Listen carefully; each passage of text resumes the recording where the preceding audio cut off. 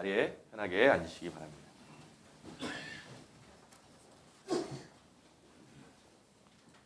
성부와 성자와 성령의 이름으로 말씀드립니다. 네, 한 주일 동안 잘 지내셨습니까? 네, 저는 어제 아버지 위에서 주관하는 나들이 같이 다녀왔는데요. 우리 선교사님들이 묻혀있는 묘역을 다녀왔습니다. 이 땅에 복음을 전하기 위해서 또 교회를 세우기 위해서 수많은 분들의 헌신과 희생이 있었음을 깊이 좀 깨달을 수가 있었습니다. 무덤에 보니까 이렇게 태어나신 연도랑 뭐 이런 것들 양력이 간단하게 나와 있는데요. 특히 우리 성공의 선교사님들 무덤에 보니까 옥스포드나 캠브리지를 나오셨더라고요. 그런 분들이 참 그 당시에도 굉장한 인재인데 그분들이 젊은 나이에 정말 그 당시의 세계관으로 볼 때는 땅 끝과 같은 조선에 오셔서 정말 소중한 신앙을 전해주셨다는 하는 사실을 이렇게 잠시 기도하고 묵상하면서 우리도 참 이 귀한 신앙을 잘 간직할 뿐만 아니라 다음 세대들에게도 잘 전달해야겠다 그런 마음으로 기도를 하고 왔습니다. 우리 3번 교회도 마찬가지일 거라고 생각이 듭니다. 많은 분들의 기도와 헌신이 있었기 때문에 오늘의 우리 교회가 있었음을 다시 한번 기억하고 고백합니다. 많은 분들께 다시 한번 감사의 마음을 전하고 싶습니다.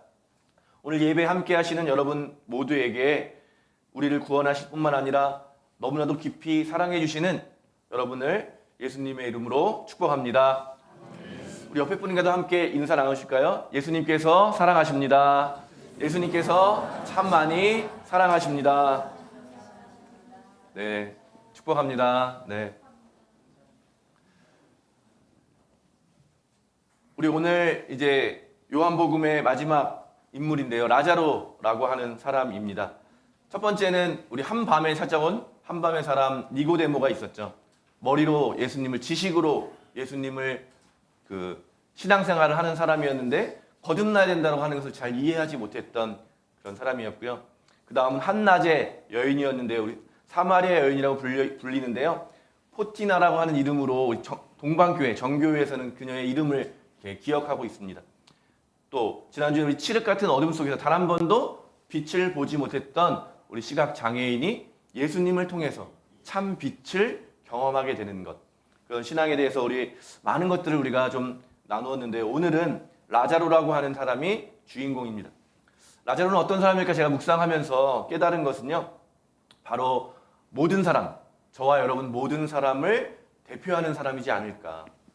라자로라는 이름에는요. 원래 히브리어로는 엘리아젤이라고 하는 구약의 인물들로 한번 들어보셨을 것 같은데요. 그 말을 그리스 말로 바꾼 건데요. 라자로라고 바꾼 건데 의미는 하느님께서 도우신다라고 하는 의미입니다. 그는 물론 베다니에 살고 있었던 마르타와 마리아의 오빠이기도 하지만 정말 우리가 어떤 존재예요? 하느님의 도움 없이는 살 수 없는 존재. 우리 모든 인간들, 모든 피조물을 대표하는 이름이고 성서가 물론 역사적인 사실들을 통해서 하느님을 드러내는 책이기도 하지만 동시에 저와 여러분을 위한 책이라고 할 때 이 라자로의 이름, 라자로의 그 자리에 저와 여러분을 두어도 틀리지 않은 정말 우리는 하느님의 도움이 필요한 사람이라는 것을 먼저 기억하면 좋겠습니다. 오늘 주보 한번 일면을 한번 보시면은요. 제가 아주 좋아하는 이콘인데요. 예수님과 또 한 명의 인물이 그려져 있는데요. 메나스라고 하는 성인입니다. 우리 대성당에 가보시면 예수님이 어떻게 하고 있죠? 대성당의 앞에, 제대 앞에 축복하고 계시잖아요. 이렇게 한 손으로 축복하고 계시잖아요. 그게 그 그림하고 이 그림 두 가지가 아마 가장 오래된 예수님에 대한 그림일 거예요. 한 1500년 이상 된 그림이거든요. 한 500년, 600년 요때쯤에 그려진 그림인데 대성당에 있는 그림은 이렇게 세상을 축복하고 세상을 통치하는 예수님의 모습. 그런 모습을 주로 많은 성당에서 그것들을 그리고 있는데요. 판토크라토르라고 하는 형식으로 이제 저희가 기억하면 되는데요. 오늘 제가 주보에 실은 예수님은 메나스라고 하는 성인을 어떻게 하고 있냐면 어깨 동무를 이렇게 어깨에 손을 얹고 이렇게 안고 계시는 그런 그림입니다. 그래서 예수님께서 저는 개인적으로는 위대하신 분이고 세상의 구원자이시고 하느님이시지만 오늘 주보에 실은 그림의 예수님이 좀 더 이미지와 어울리지 않을까. 그래서 저는 이 그림을 더 좋아하는데요. 예수님께서는 위대한 분이시지만 동시에 저와 여러분의 곁에 늘 계시고 붙잡아 주시고 인도해 주시는 사랑의 예수님입니다.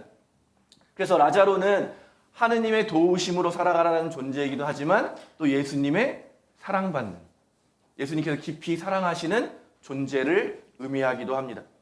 우리 읽지 않았지만 11장 5절에 보면요, 이렇게 기록되어 있습니다. 예수께서는 마르타와 그 여동생과 라자로를 사랑하고 계셨다. 예수님께서 저와 여러분을 사랑하고 계시다라고 하는 것, 우리가 어떤 존재이기 때문이 아니라 그저 우리의 존재 자체로 저와 여러분을 사랑하고 계십니다. 그리고 오늘 읽은 것 중에 34절, 36절을 보시면은요, 그를 어디에 묻었느냐 하고 예수께서 물으시자 그들이 주님 오셔서 보십시오 하고 대답하였다. 예수께서는 눈물을 흘리셨다. 그래서 유다인들은 저것 보시오, 라자로를 무척 사랑했던가 봅니다 하고 말하였다. 예수님께서는 이제 라자로를 다시 깨우고 다시 살리시려고 마음을 먹었지만 그 죽음 앞에서 깊이 슬퍼하시고 애통하시며 눈물을 흘리셨습니다. 저와 여러분의 아픔에 같이 공감하시는 분이라는 것을 성서는 분명하게 이야기해주고 있습니다. 우리는 바로 라자로처럼 하느님의 도우심으로 살아가는 존재이고 동시에 예수님의 큰 사랑을 받는 그런 존재라는 것을 우리는 기억해야 할 것입니다. 그때 우리는 죽음을 넘어서 부활로 나아가는 그 문을 열 수 있는 것입니다. 예수님은 또한 제자들에게도 마지막으로 이야기해 주셨는데요. 요한복음 15장 12절에서 17절의 말씀입니다. 내가 너희를 사랑한 것처럼 너희도 서로 사랑하여라. 이것이 나의 계명이다. 벗을 위하여 제 목숨을 바치는 것보다 더 큰 사랑은 없다. 내가 명하는 것을 지키면 너희는 나의 벗이 된다. 이제 나는 너희를 종이라고 부르지 않고 벗이라고 부르겠다. 종은 주인이 하는 일을 모른다. 그러나 나는 너희에게 내 아버지에게 들은 것을 모두 다 알려주었다. 너희가 나를 택한 것이 아니라 내가 너희를 택하여 내세운 것이다. 그러니 너희는 세상에 나가 언제까지나 썩지 않을 열매를 맺어라. 그러면 아버지께서는 너희가 내 이름으로 구하는 것을 다 들어주실 것이다. 서로 사랑하여라. 이것이 너희에게 주는 나의 계명이다. 아멘. 예수님께서 제자들에게 하신 이 약속의 말씀은 저와 여러분에게도 동일한 말씀이라고 믿습니다.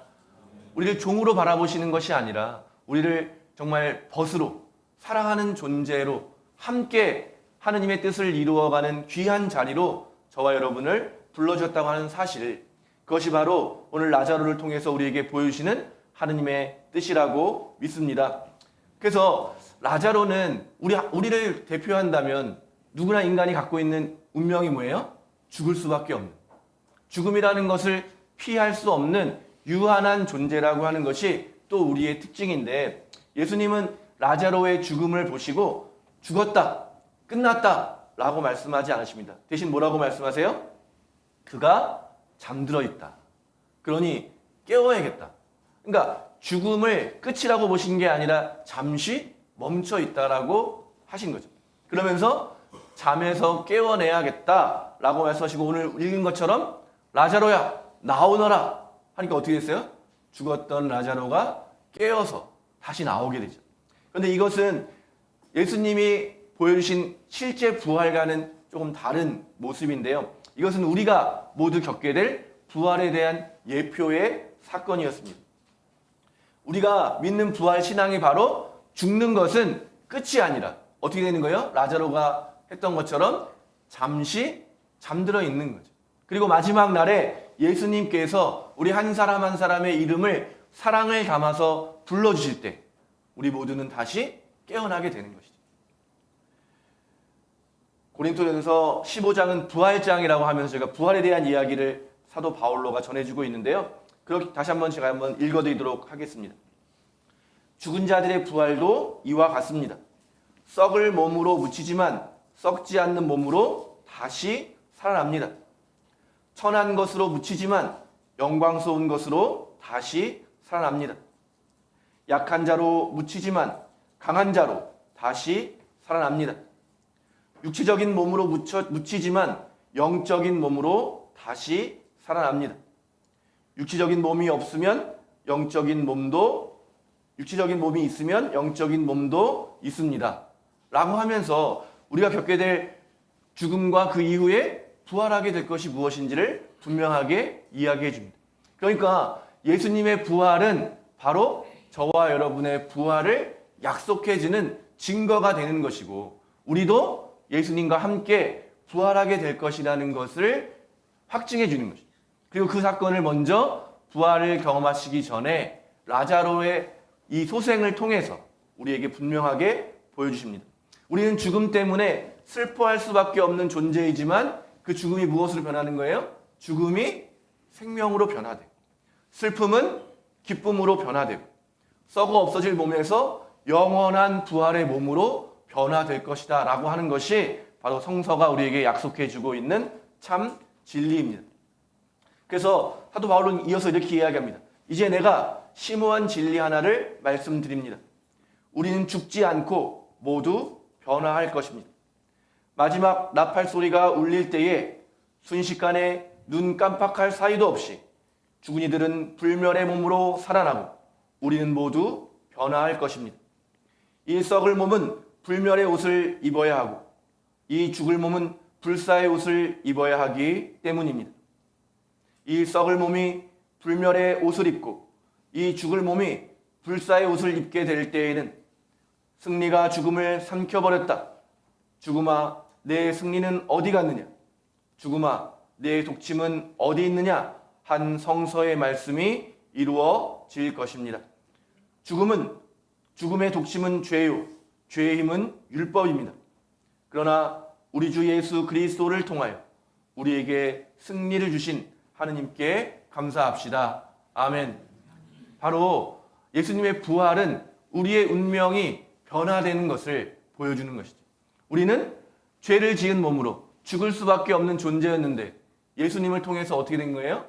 부활의 생명에 참여하게 된 것입니다. 우리가 기억해야 될 가장 중요한 것은 무엇이겠습니까? 하느님께서 저와 여러분을 끝까지 포기하지 않으셨고 예수 그리스도를 이 땅에 보내셔서 예수님의 통해서는 사랑, 또 예수님이 자기를 희생하시는 그 순종, 또 오늘 일독서에서 읽었던 것처럼 성령 하느님이 우리와 함께 하시는 그 도우심으로 인해서 우리의 구원이 완성되었다는 것입니다. 사랑하는 교회 여러분, 우리는 하느님의 도움으로 살아가게 됩니다. 예수님의 사랑으로 살게 됩니다. 그리고 성령 하느님의 함께 하심과 도와주심으로 인해서 우리는 살아간다는 것을 고백하는 이 은혜의 예배 시간이 되기를 소망합니다. 죽음도 하느님의 사랑을 끊을 수 없다라고 하는 것이 부활이라고 하는 신앙에 담겨 있는 중요한 의미입니다. 죽음도 끊을 수 없고 정말 우리의 연약함을 하느님께서 변화시키는 것이 바로 부활의 소망이고 부활의 신앙인 것입니다. 그렇기 때문에 이제 우리는 십자가의 순환을 향해서 이제 예수님께서 라자로를 살리시자 어떤 일이 일어나냐면 유대인들이 더 이상은 안 되겠다. 예수님을 죽여야겠다라고 하는 작당을 이제 더 구체적으로 시작하게 되고 예수님은 그 죽음을 향해서 한 걸음 나아가시면서 예루살렘을 향해서 이제 나아가시게 됩니다. 우리도 그런 예수님을 뒤따라서 이 사순절의 마지막 시간에 예수님과 함께 예루살렘으로 들어가게 되고 그곳에서 예수님께서 버림받으시고 죽으시는 그 십자가 앞으로까지 나아가게 됩니다. 그러나 오늘 우리가 말씀을 통해서 본 것처럼 그 죽음은 끝이 아니고 그 어둠은 끝이 아니라는 것을 우리 믿으면서 함께 그 죽음을 향해 어둠을 향해 나갈 수 있는 것입니다. 우리가 주님을 따라서 우리의 참된 주님이신 예수 그리스도를 따라서 함께 십자가를 지고 순환을 향해 나아갈 수 있는 이유는 그 죽음도 이기시는 하느님의 능력이 우리와 함께하고 있다는 믿음을 갖고 있기 때문입니다. 이제 하느님의 도우심을 붙들고 예수님의 사랑을 붙들고 성령 하나님의 함께하심과 도와주심을 의지하면서 이제 그 죽음을 향해서 그 십자가를 향해서 우리 용기를 내어서 담대하게 함께 나아갑시다. 성부와 성자와 성령의 이름으로 말씀드렸습니다. 우리 함께 말씀을 묵상합니다.